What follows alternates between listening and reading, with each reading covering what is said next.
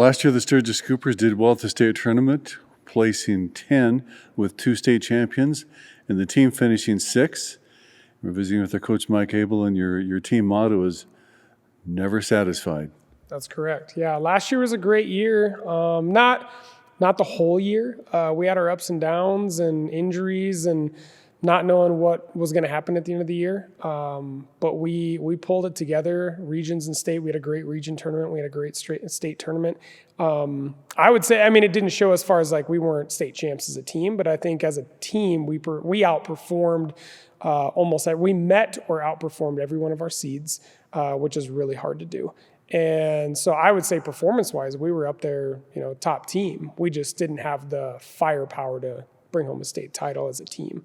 But performance-wise, we were right up there, and it was fun to watch. It was fun to be a part of, and I was proud of the kids and coaches and everybody. Got a lot of those athletes coming back this year? Yeah, we lost a couple major losses. Losing a state champ, Bryn Jacobs, and Logan DeSursa were our 2 losses as far as state points.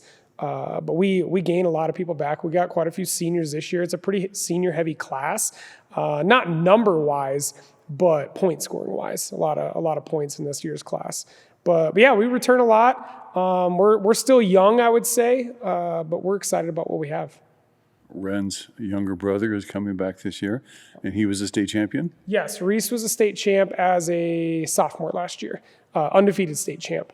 What weight class he wrestles this year and how this year will go could be completely different, but he put in a ton of time in the off season, whether it's weight room or wrestling. He went on quite a few like national trips and dual trips and things like that. So I think he's pretty focused up and wanting to get another title. What's it like to coach an undefeated wrestler? It's unique. I tell kids, or I used to tell kids, that if you went undefeated, it was pretty impressive, because I'll find somebody, whether I have to bump you up or take you to a different tournament. I'll try and find somebody to beat you, because there's always that kid out there that, is better than you. You just have to look for them. But Reese, last year with COVID and everything, was a little bit different. We weren't, able to have the big tournaments that we normally have. Rapid tournament was limited. Not that it would have changed anything for him, but I would like to see him, not lose, but get pushed as much as he possibly could. And he had his moments last year where he had a couple close matches, but for the most part, he was pretty dominant. He had a lot of pins last year, a lot of bonus point wins, and he had an impressive year for a sophomore. You got a great program, and it starts with the younger kids. And who do you got coming up that's going to make a statement this year? I don't know if what will hard to say? Yeah, hard to say. We have a couple kids in that freshman class that are, whether they're brothers or relation of somebody. Calvin Kettleson being one of them, Perry Kettleson's younger brother. Cade Wilner, just one that comes to mind. And there's a couple others in there, Chase, Temple, Dawson, Inhofer. There's quite a few that I could keep going on. But there's a couple of them that I think could compete possibly to get a varsity spot.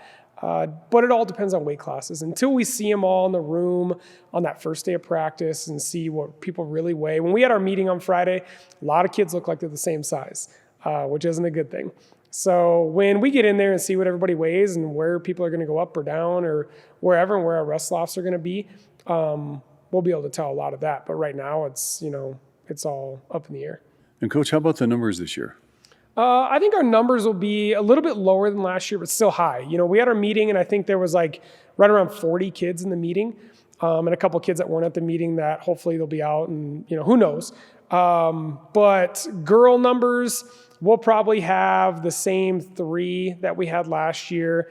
And then I don't know, I could see a couple trickling in, once the season gets started. It hasn't quite taken off. And I think as our girls have more success, it will spread, but it hasn't quite, I don't think it's hit like Spearfish is probably getting, decent girl numbers because they had a lot of success with their girls. Not that we haven't, we just didn't have as many numbers as they did. So I think as we get a little success, our numbers will grow.